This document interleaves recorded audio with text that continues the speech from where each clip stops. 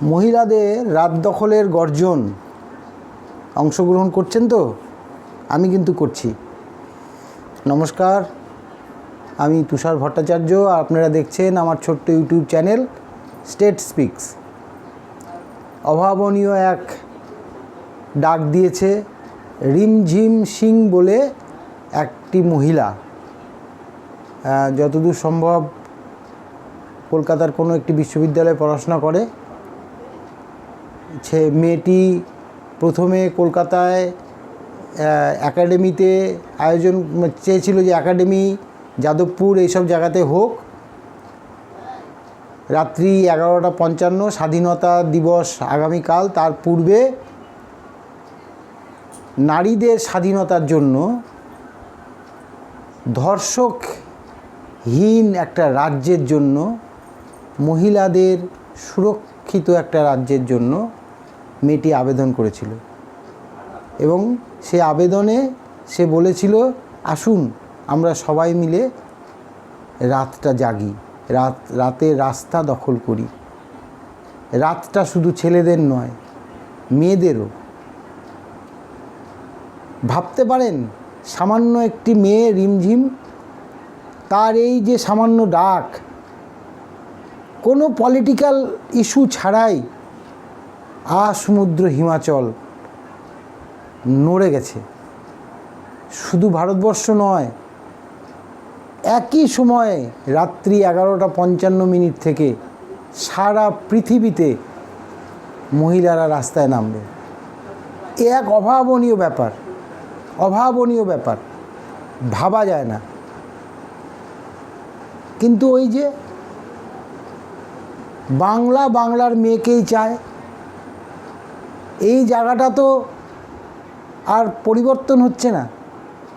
এবার বলতে হবে বাংলা আর বাংলার এই মেয়েকে চায় না। তবে গিয়ে সার্থকতা পাবে মহিলাদের, মা বোনেদের এই রাত দখলের আন্দোলন। টেনে নামাতে হবে নবান্ন থেকে। কারণ এই যে মহিলা ডক্টরটি প্রাণ দিল, প্রাণ চলে গেল, প্রাণ কেড়ে নিল, তার দায়টা কিন্তু এখনও স্বাস্থ্যমন্ত্রী হিসাবে বা পুলিশ মন্ত্রী হিসাবে মাননীয়া নেননি। অনেক জায়গাতেই দেখা যায় মানবিকতার খাতিরে পদত্যাগ করেন। এরকম পাশবিক একটা ঘটনায় আজকে তিনি কেক কেটেছেন কন্যাশ্রীর প্রকল্পের জন্য। 3000 বিরিয়ানি বিতরণ করেছেন। ভাবতে পারেন, শোকের চিহ্ন মাত্র নেই। কত তাড়াতাড়ি প্রমাণকে লোপাট করে দেওয়া যায়। স্টুডেন্টদের বাধা দেওয়াকে অগ্রাহ্য করে পুলিশ দিয়ে জোর করে বডিটাকে তুলে নিয়ে চলে গেল। কোনো রকমে পোস্টমর্টম করে বাড়িতে পৌঁছে জ্বালিয়ে দেওয়া হলো দেহটা। প্রমাণ লোপাট। যে রাজ্যের মুখ্যমন্ত্রী প্রমাণ লোপাট করে দেয়, সেই রাজ্যে নারী কতটা সুরক্ষিত, কতটা সুরক্ষিত? আজকে তৃণমূলের দুজন, একজন সাংসদ, একজন বিধায়ক, সুখেন্দু শেখর এবং শান্তনু সেন, দুজনেরই একই মত। বিবেক পারছে না, তারা মেনে নিতে পারছে না।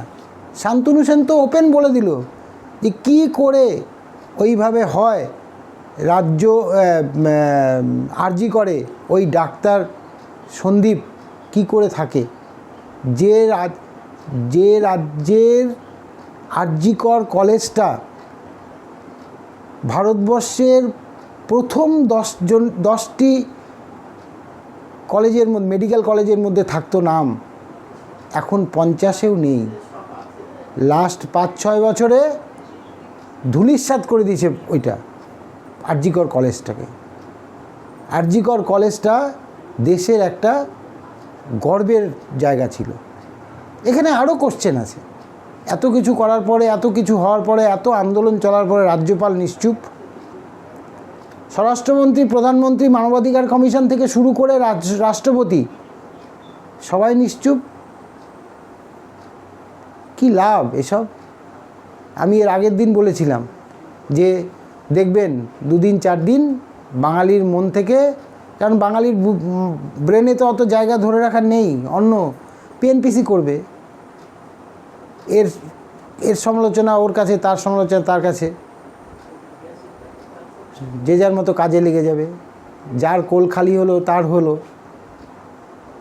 কিন্তু একটা দিন আসছে এইসব মেনে নিলে ওই নিজেদের বেডরুমে ঢুকে ওই বিছনার মধ্যে অন্যরাই গড়াগড়ি খাবে। সে আপনার মা হোক, বোন হোক, দিদি হোক, মেয়ে হোক, কেউ বাদ যাবে না। তাই আজকের আন্দোলনটাতে সবাই সামিল হন। আর আন্দোলনের একটাই দফা হোক, সবাই একস্বরে বলুন, দফা 1, মুখ্যমন্ত্রীর পদত্যাগ। এই মুখ্যমন্ত্রী